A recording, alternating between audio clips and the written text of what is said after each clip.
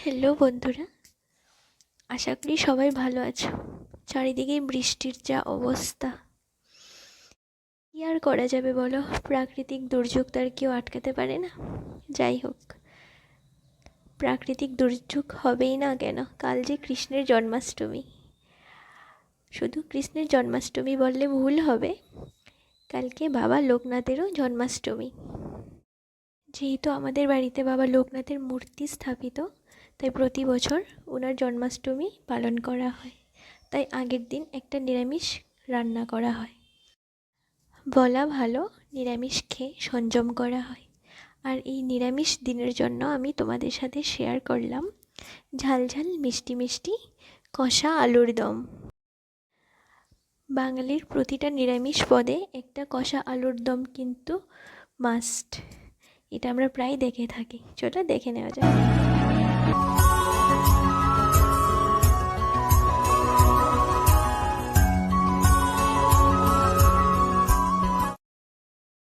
এখানে আমি 3টে বড় সাইজের আলুকে ডুমো করে কেটে জলে ভিজিয়ে রেখে দিয়েছি কিছুক্ষণের জন্য।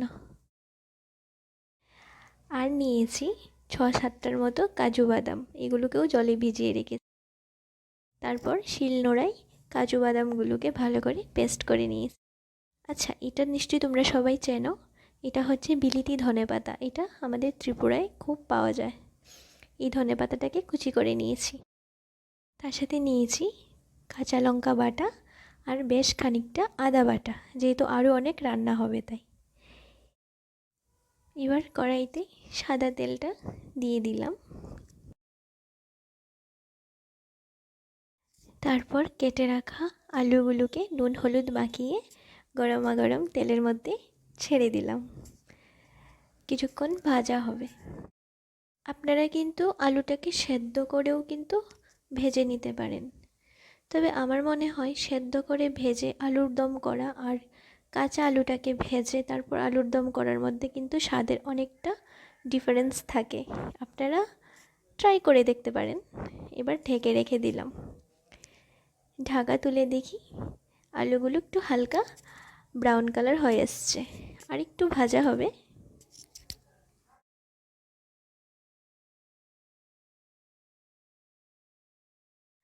আলুগুলো যদিও এত তাড়াতাড়ি সেদ্ধ হবার কথা না, তবে ওই খুন্তি নাড়া আমার একটা অভ্যাস। এটাকে বাজে অভ্যাসই আমি বলবো। এই অভ্যাসটা যাওয়ার নয়।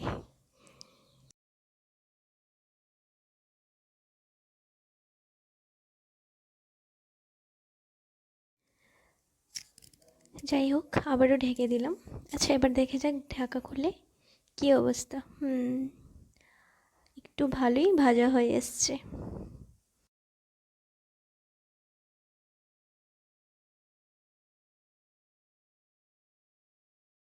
কালারটা দেখতে পাচ্ছেন? কত সুন্দর একটা সোনালি ব্রাউন কালার হয়ে এসছে।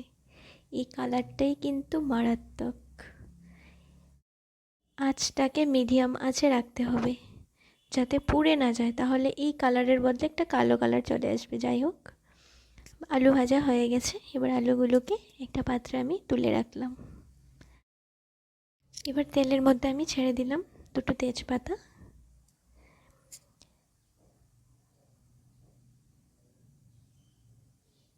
তারপর একটা শুকনো লঙ্কা ফোড়ন দিয়ে দিলাম। জিরেটা ফোড়ন দিয়ে দেওয়ার পর এবার এখানে আমি সামান্য অল্প হিং ফোড়ন দিয়ে দিলাম।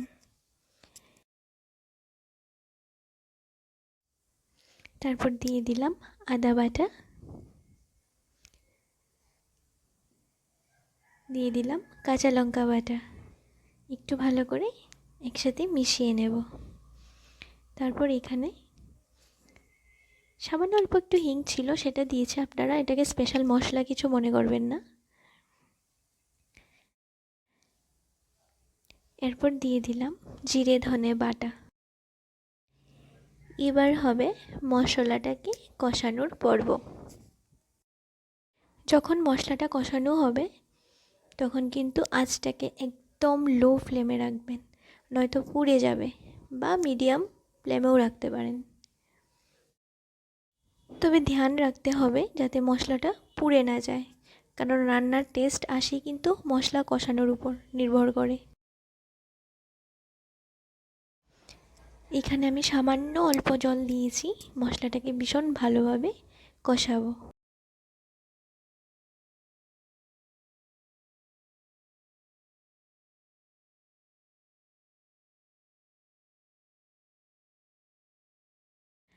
দেখতেই পাচ্ছেন মশলা থেকে কিভাবে তেল ছাড়তে শুরু করেছে। সামান্য অল্প টক দই দিয়েছি। এবার টক দইটা দিয়ে মশলাটার সাথে ভালো করে মিশিয়ে একটু কষে নেব। এখানে বেশিক্ষণ সময় লাগবে না কষাতে।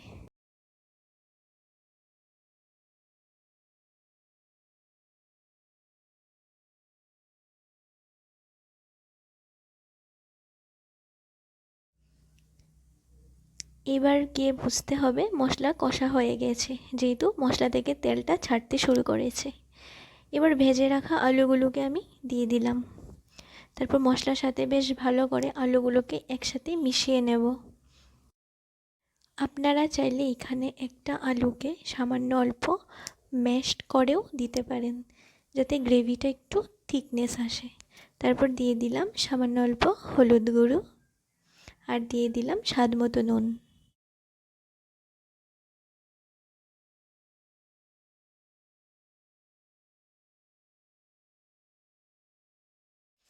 আলুর সাথে মশলাটা ভালোভাবে মিশে গেলে এবার এর মধ্যে আমি বেটে রাখা কাজু বাদামটা দিয়ে দেব।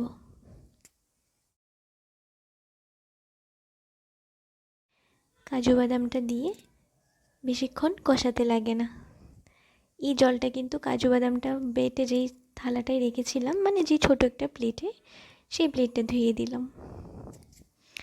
একটু ভালো করে সব একসাথে একটু মিশিয়ে নিচ্ছি।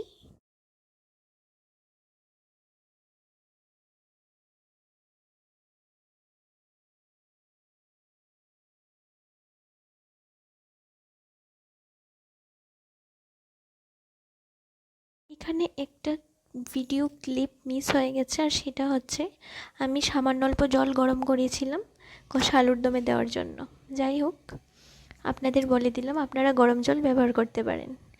জলটা দিয়ে ঢেকে দেওয়ার পর দেখুন কি সুন্দর করে আলুর দমটা বেশ ভালো করে ফুটে উঠেছে আর কষা কষা হয়ে গেছে। এবার বিলিতি ধনেপাতা কুচো আর সামান্য অল্প গরম মশলা দিয়ে বেশ ভালো করে মিশিয়ে নিয়েছি।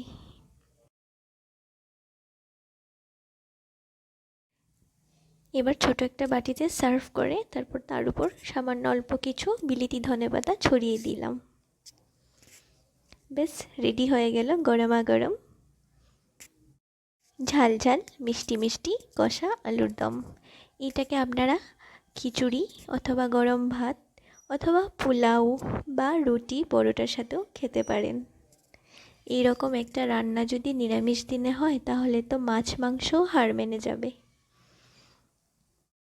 আমার তো খেতে ভীষণ ভালো লেগেছে। আপনারা বাড়িতে ট্রাই করে দেখবেন কীরকম লাগলো। ভালো লাগলে লাইক করে দিন আর কমেন্টে জানিয়ে দেবেন কিন্তু কীরকম লাগলো।